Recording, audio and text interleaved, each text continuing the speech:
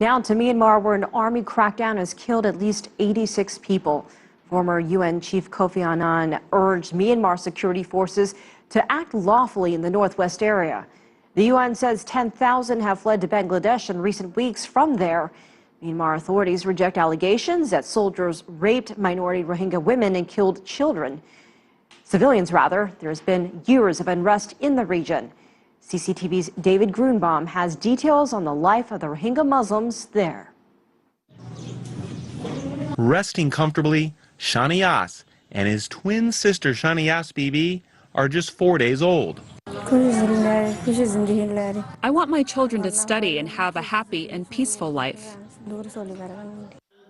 But as Rohingya Muslims, their future could not seem more bleak. The Rohingya are a long persecuted stateless Muslim minority in Buddhist-majority Myanmar. There are about 1 million of them in the country's western Rakhine state. More than 100,000 live in camps for the displaced after their homes were destroyed in riots 4 years ago. The IDP camps are not a good place to live with babies. It's not a good place to grow up.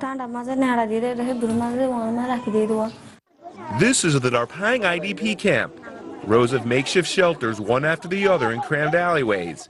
Most of the people here cannot get jobs because there are restrictions on where the Rohingya are allowed to go. Donations in food and water are enough for the families to get by, but the lifestyle is about as basic and bare bones as it gets.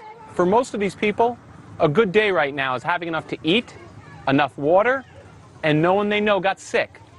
They've been living this way every single day for 4 years. Goba lives with her husband and 2 children in this 8 by 12 foot shack. It's a very tight space. We don't have money, and it's very hard to live like this.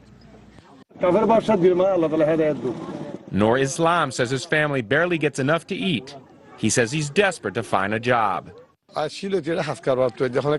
We have no business, no livelihood. We can't go this way or that way. There are police checkpoints. This is Sultan Ahmed's old national registration card issued when he was a citizen. But like most Rohingyas, his citizenship was stripped away in 1982.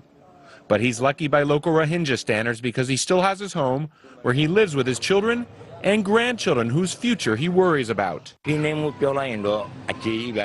are oppressed. We're not allowed to move around freely. We have limited access to education. Healthcare is almost nothing. It will be years until Shanias Bibi and Shanias can understand the challenges the Rohingya face. The question is, will their children be born into the same desperate situation as they were? Dave Grunbaum, CCTV, Sitwe, Myanmar.